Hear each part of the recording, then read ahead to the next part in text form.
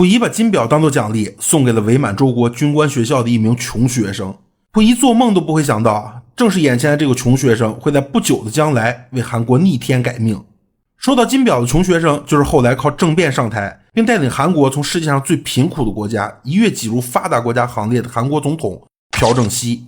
如果你没有听过他的名字，那你一定认识他的女儿，就是韩国历史上唯一的女总统朴槿惠。这期视频我们一起来看一看穷小子朴正熙的逆袭之路。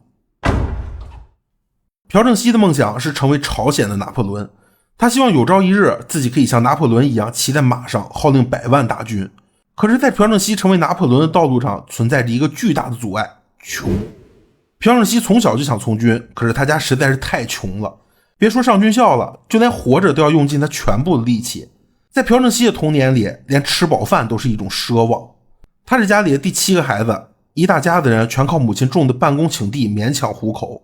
我这么说大家可能没什么概念，朴正熙家的耕种面积只有朝鲜农户平均耕种面积的1/22。与其说是糊口啊，不如说是勉强没饿死。既然家里这么穷，那朴正熙的爸爸在干嘛？答：在喝酒。朴正熙的爸爸年轻的时候啊，是一名纨绔子弟，每天游手好闲，只知道饮酒作乐。就算后来家道中落，他也没有任何悔改。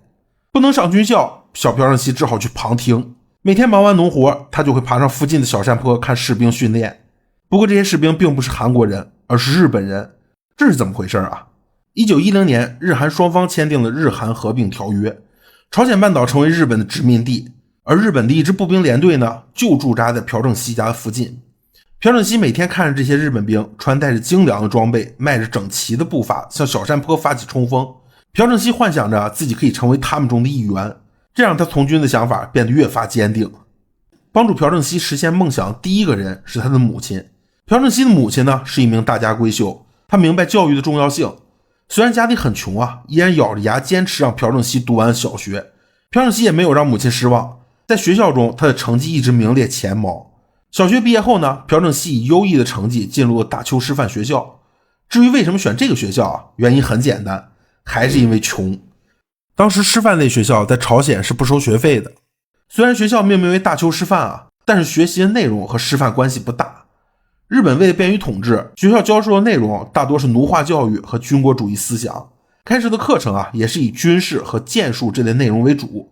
从大邱师范毕业后，朴正熙被分配到了一所小学当老师，可经年累月的军国主义教育早已在朴正熙心里生根发芽。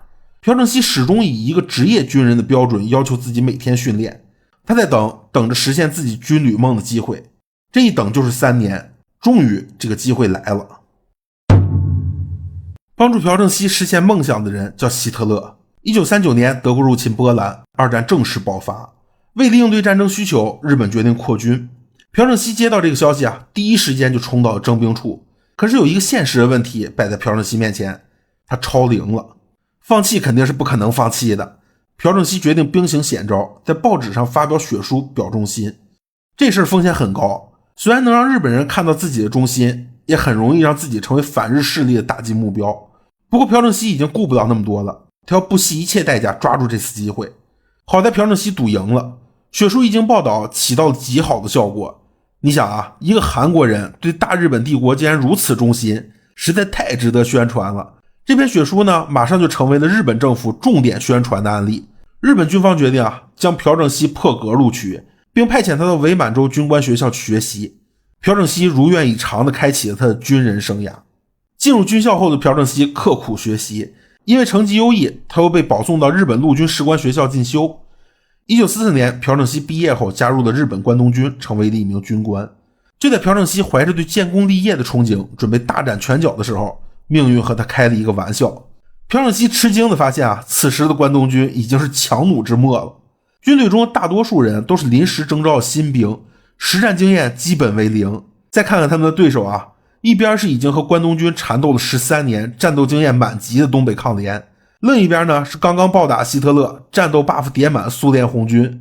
这位朝鲜拿破仑刚出新手村就直接来到了滑铁卢。朴正熙自然不甘心接受这样的命运啊，战败后啊，不仅拒绝投降，还杀死苏联的联络员。这一举动也彻底激怒了苏军。朴正熙所带的部队遭到苏军的围歼，整个连队只有包括朴正熙在内的4个人化妆成难民逃到了北京。这4个人还没来得及庆祝劫后余生，就被中统发现丢进了监狱。朴正熙在关东军的命运可以说是非常坎坷了，先后被共产党、国民党、苏联3大势力轮流蹂躏。战争并没有像朴正熙预期的那样带给他权力和荣誉，反而为他带来了无法抹去的耻辱。此生呢，他都将背负着背叛祖国和入侵他国的恶名。被中统关押1年以后，朴正熙带着迷茫的心情踏上了返回祖国的路程。朴正熙心中的拿破仑梦从来没有变过，唯一的变化就是在经历过战争的失败后，朴正熙意识到想要上位单靠自己一个人是不行的，他需要培养自己的势力。被遣返回国以后朴正熙很快加入了国防警备队。之所以能这么快重返军队，是因为发生了一件大事儿，朝鲜分裂了。根据雅尔塔协定朝鲜被分为了南韩和北朝鲜2部分，由美苏分别管理，韩国也因此成为了美苏冷战的前沿阵地。为了对抗北朝鲜，美国开始疯狂组建军队。朴正熙这种受过正规军事训练的老兵反而成了稀缺人才，受到重点关照。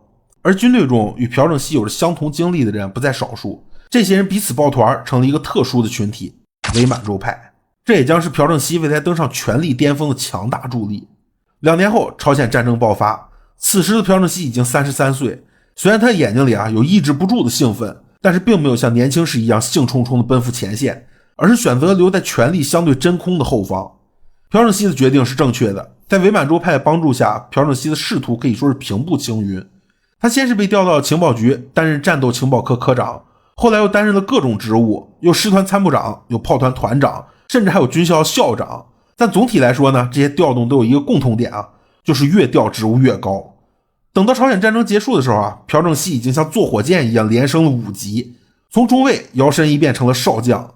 在不断调动中朴正熙时刻不忘培植自己的势力。为了拉拢少壮派军官，朴正熙甚至不惜将自己的侄女嫁给对方。在朴正熙的苦心经营下，他现在已经成了韩国军队中不可忽视的一股势力。人手虽然有了，但是想要夺权还差一个理由。有没有这个理由差别可大了，有理由叫秦王，没理由可就叫谋反了。不过万幸，韩国一直不太平，只要等等，理由总会有的。果然，李承晚没有让朴正熙失望。当时在执政李承晚政府仗着有美国的支持，在国内贪污腐败，无恶不作，政府与人民之间的关系早就势同水火。终于数千名忍无可忍的大学生走上街头抗议政府的无能，而迎接他们的是警察的枪林弹雨。警察镇压最终导致100多名学生死亡。很快这场示威运动就蔓延到了全国，最终李承晚被迫下台。而此时的朴正熙也并没有急于动手，他选择继续隐忍。因为国内对强权政府的抵触情绪已经到达顶峰，自己军人出身的背景现在很难获得民众的信任。果然，喊着自由民主口号的张冕赢得了选举。可是事情并没有向着民众预期的方向发展。张冕上台之后呢，情况不但没有得到任何好转，反而越发糟糕。国内物价飞涨，犯罪率增加了将近1倍。很快，张冕政府也失去了民众的信任。按说政府受挫，朴正熙应该高兴才对，但是现在朴正熙却完全高兴不起来，因为事情正在向着一个危险的方向上发展。此时的韩国人均 GDP 只有朝鲜的1/3，在经过长时间的动荡之后，韩国人民已经不关心政治和意识形态这些东西了，他们只想要过更好的生活。南北统一的呼声已经达到了顶峰，甚至一些官员也已经到了朝韩边界去进行统一商谈。以当时的实力对比，一旦南北统一，局势必然由朝鲜进行主导，而等待朴正熙的只有被清算这一个结果。朴正熙在心里告诉自己只有一场全面彻底的革命才能拯救这个国家。既然已经有了非做不可的理由，那就开始吧。这场政变好像有一只命运的手在推动，命运打乱了朴正熙所有的计划，又给他安排了最好的结果。为了这场政变，朴正熙发动了所有能发动的力量，又做了最周密的安排，计划甚至精密到谁来控制电梯，谁来把守大门。可是他忽略了一个问题，保密工作谁来做政变前几天，各支部队的将领在朴正熙家是进进出出，恨不得让全世界都知道他们要政变了。很快这件事就传到了总统张冕的耳朵里，于是张冕找到陆军总参谋长张都英来商量对策。张都英的反应却是不知道没听说，谁说的？张冕就这样被糊弄过去了。张冕不知道的是张都英的另一个身份就是伪满洲派的2号人物。张冕之所以没有发现他的身份是因为张都英并没有直接参与到政变中。他是一个典型的机会主义者，既不想放弃政变可能带来的利益，也不想承担政变可能带来的风险，所以决定对政变进行暗中支持。也正是这个决定在无形中改变了政变的结果。时间很快来到了政变当晚，朴正熙和几个重要将领在朴正熙家的客厅里等待着行动进展的消息。到了预定的汇报时间，电话却一直没有响，房间里的气氛压得人喘不过气。就在朴正熙刚要张口说话的时候，电话铃声终于响了。不过里面传来了一个噩耗，政变的主力部队没了。按照原计划，驻扎在首都周边的30师和33师会借着演习的名义占领首都，但是这个计划呢，是朴正熙和政变部队的中层军官制定的，师长反而完全不知情。当师长偶然间得知演习的事情立刻察觉到不对劲儿。巧的是，这件事经过层层上报，又来到了张都英手里。为了防止事情闹大，张都英只能同意取消演习，并让宪兵暂时接管师部。还没等房间里的众人反应过来，电话铃声又响了。这次传来另一个噩耗，原计划用于指挥政变的第6辖区司令部被宪兵发现了，宪兵正在抓捕里面的政变军官。听完这些汇报之后朴正熙没有表现出任何惊慌。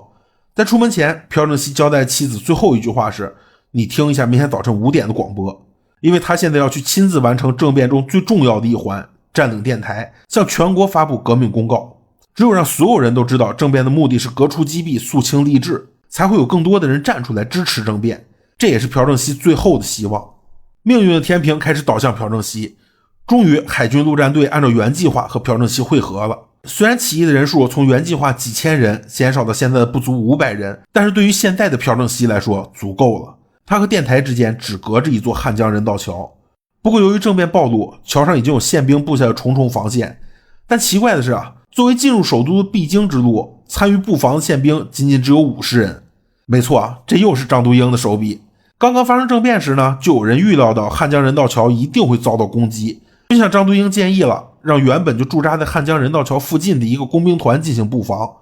这个提议自然被张都英拒绝了。张都英和那些人说50名宪兵已经足够进行防守了。